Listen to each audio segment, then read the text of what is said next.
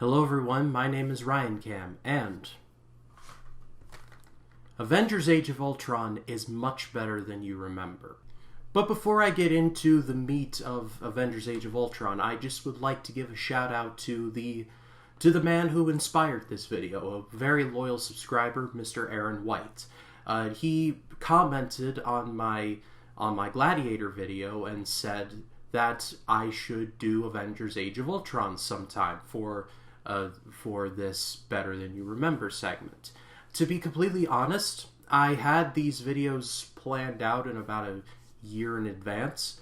However, when he said that, it kind of triggered a light bulb in me, because initially I was going to be talking about David Fincher's Seven. However, something about his recommendation just made me kind of pivot a little and talk about Age of Ultron instead. I will be talking about Seven, that's not going away. However, I felt the need to talk about Age of Ultron because, well, I've always loved this movie, and I think it always gets a bit of a bad reputation, and it's mostly due to the fact that Age of Ultron exists in the same series, not just the MCU, but as the same series as the first Avengers, Infinity War, and Endgame. Because think about this. The first Avengers movie is seen as one of the most beloved superhero movies ever. It's seen as one of the great team-up movies ever. And it still rules to this day. Infinity War is seen as one of the best comic book movies, period. Even MCU haters who are like, oh, the MCU is trash, it's ruining cinema, they always follow it up with Infinity War is pretty good. And then you have Avengers Endgame, which is the highest grossing movie of all time as of this recording. So you got a very beloved team-up movie, you got Infinity War, one of the best of the MCU, and the highest grossing movie of all time. And in that same series is Avengers Age of Ultron. You can kind of see which one sticks out like a sore thumb. But I've always had positive memories with this movie, and I've always been a defender of it. And upon this recent rewatch, yeah, my thoughts on it still hold solid. I remember watching this the day it premiered, because that was the day that I graduated high school.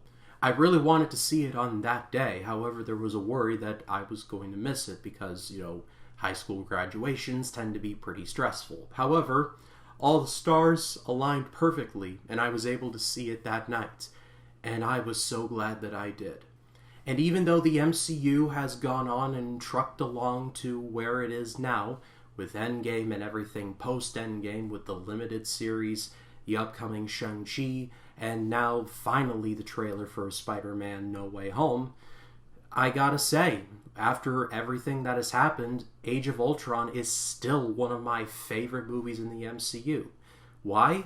Because, well, it's the same reasoning behind why Captain America Civil War is my favorite of the MCU. Avengers Age of Ultron has events in it that if they did not happen, the MCU would be in a completely different place. There's a good chance that if you clicked on this video, you have seen this movie, so I will be talking about spoilers. This won't be a blow-by-blow video, but I will be talking about certain things in this movie in great detail. And to make a long story very short, after the events of the First Battle of New York, the Avengers are seen still in a pretty good light. However, there is a bit of a resentment growing. However, Tony Stark sees a vision brought on by a new villain at the time in Scarlet Witch, played by Elizabeth Olsen, where he sees all of the Chitauri army invading the Earth. And so he decides to create, in his words, a shield of armor around the world and to achieve peace in our time. Enter Ultron, voiced by James Spader. Ultron eventually becomes all of Tony Stark's negative personality traits in one metallic form.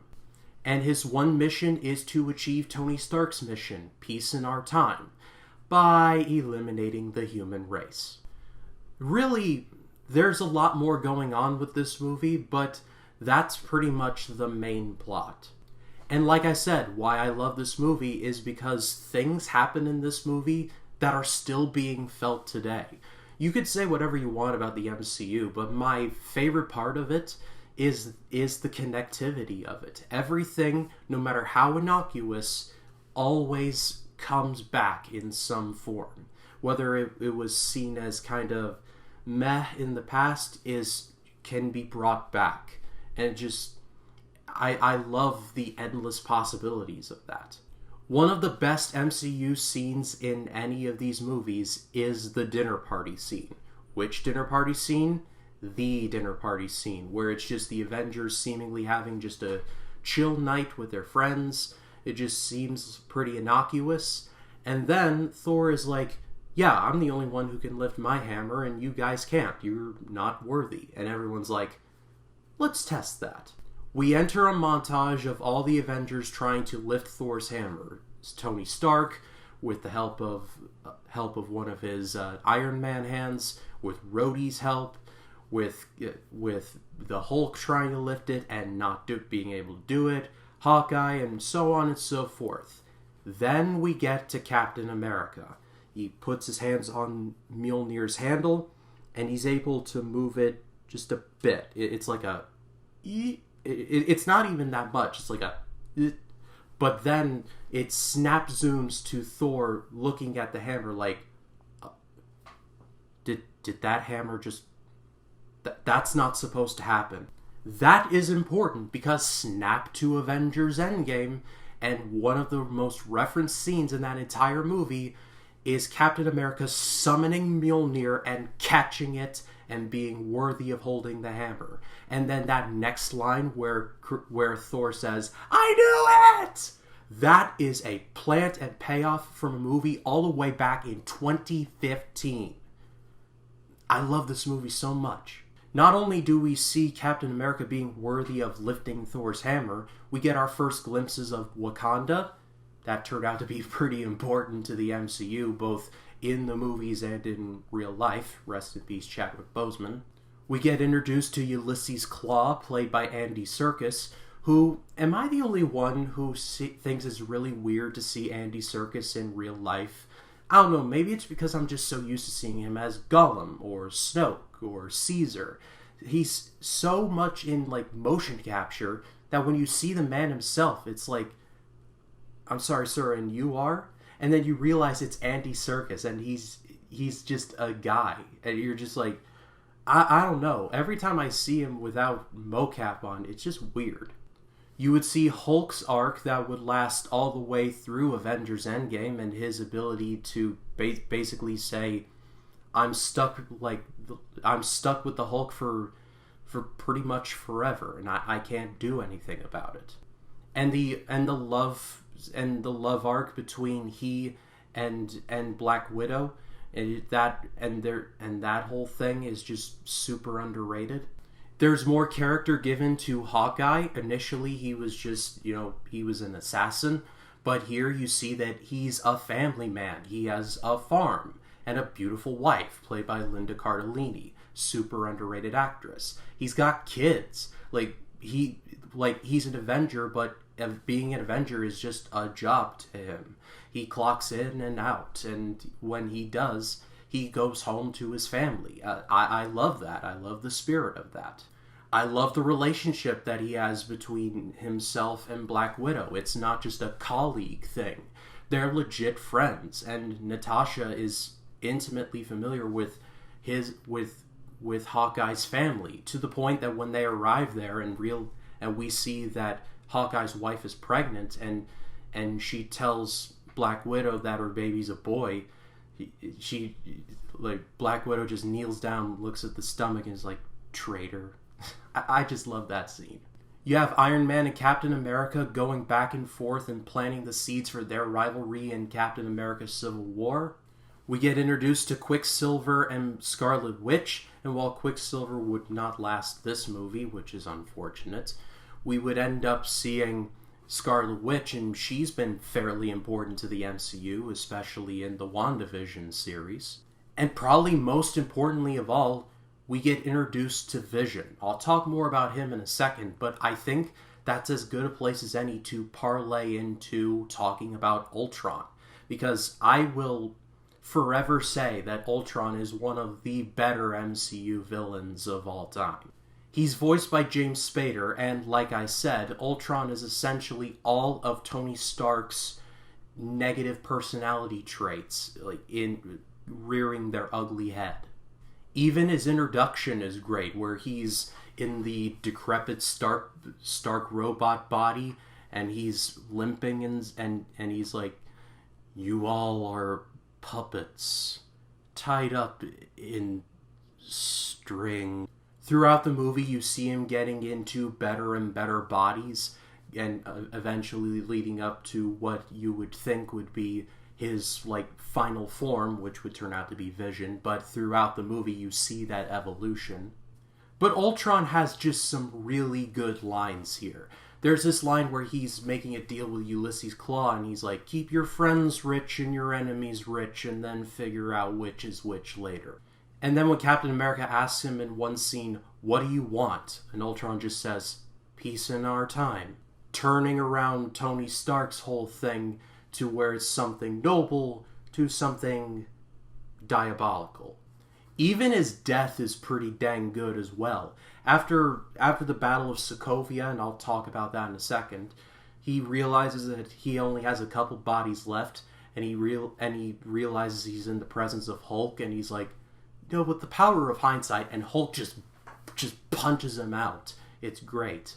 And then his final body gets destroyed thanks to Vision. And I know I'll talk about Vision in just a second, but one of the great Vision lines is when Vision basically tells him humanity's not perfect, but at least they're trying. And Ultron just looks at him and says, "You are unbearably naive." And Vision just looks at him and says, "Well, technically I was born yesterday." And Ultron lunges for him, and Vision's like, and just shoots him with the Infinity Gem, and just go, I love this Vision so much. Let's just parlay into that, because Vision, and this might be a controversial statement, but Vision was never as cool after this movie. From his introduction where he says, "I respect Ultron, but he is wrong and we need to stop him," and he picks up Thor's hammer and hands it to him like a suitcase. Bro, I was marking out so hard when I first saw that. It was incredible. To the point where he gets in the mix with the rest of the Avengers and holds his own. Like, that was all great stuff. And to the aforementioned finale where he destroys Ultron's last body. I'll die on this hill, but Vision was never as cool after this movie. And I know he's in WandaVision, he gets moments of shine in Infinity War and Endgame, but this is the Vision movie, and I will die on that hill. But now, I want to talk about the one scene which solidified my love for this movie, and it still exists to this day. It is Tony Stark's Vision. The vision that he gets when he is bewitched by the Scarlet Witch. And this scene is just, it's so good, and it's so incredibly dark. Probably thinking of the scene in your head yourself, but to make a long story short, Tony Stark sees a dark vision of the Avengers just completely destroyed. Hulk is stabbed with like 1,000 spears. Everyone's just dead. Not Tony Stark, but Captain America's shield is just broken in half. And that shield is made from vibranium, which is the strongest substance in the MCU. You can't even cancel that stuff on Twitter. Stark's looking around, surveying the damage, and then Captain America grabs him, and he's like, "You could have saved us. You could have saved all of us." And then Stark just looks up, and he sees all of the Chitauri heading towards the Earth. It's just dark stuff. And then when Stark snaps out of it, he's given basically the mission that he has from now until his death in Avengers Endgame, to create a shield of armor around the world by any means necessary. If Tony Stark did not get that vision, there would be no Sokovia Accords, there would be no Captain America's Civil War, and when Thanos would finally come around, the Avengers would be on a more united front, and that would eventually happen, but Infinity War would have had a much different ending. It could be argued that Stark had more of that motivation from the beginning, but it was solidified in this moment. Every decision that he would make from here until his death in Endgame was motivated by this vision. And that is the fulcrum point of the latter half of the MCU, in my opinion. At the end of the day, I feel like Avengers Age of Ultron gets a little bit more hate than it deserves, and I will defend this movie forever and ever. It's one of my favorite MCU movies. I've seen it a lot of times, and it's just a great MCU movie. If you haven't seen it for a while, I can't recommend that you all check it out enough. Like, it's phenomenal. But that is all for me. Thank you so much, as always, for watching. I want to give a shout out to Aaron White again. Hopefully he does see this video, and I want to thank him for the recommendation. I've got the rest of these Sunday videos planned out, but I wanted to just give a brief pivot in talking about this movie. So thank you, Aaron, for the recommendation. The schedule for this channel did get interrupted thanks to my allergies, and so because of that, my first reaction to The Secret World of Arrietty did not upload last Sunday like I had hoped, but that will be coming out a little later this week. And then after that, this coming Sunday, I will be talking about the 2016 film Hell or High Water. It's a movie that I love and has gone under the radar, and I'll be talking about why Hell or High Water is much better than you remember. But if you like this video, please be sure to leave a like, comment your thoughts down below, and if you like this video and you want to see more like it, hit the subscribe button and click the bell to allow notifications. That way, when a new video drops, you'll be the first to know about it. My name is Ryan Cam. I'll see you in the next one.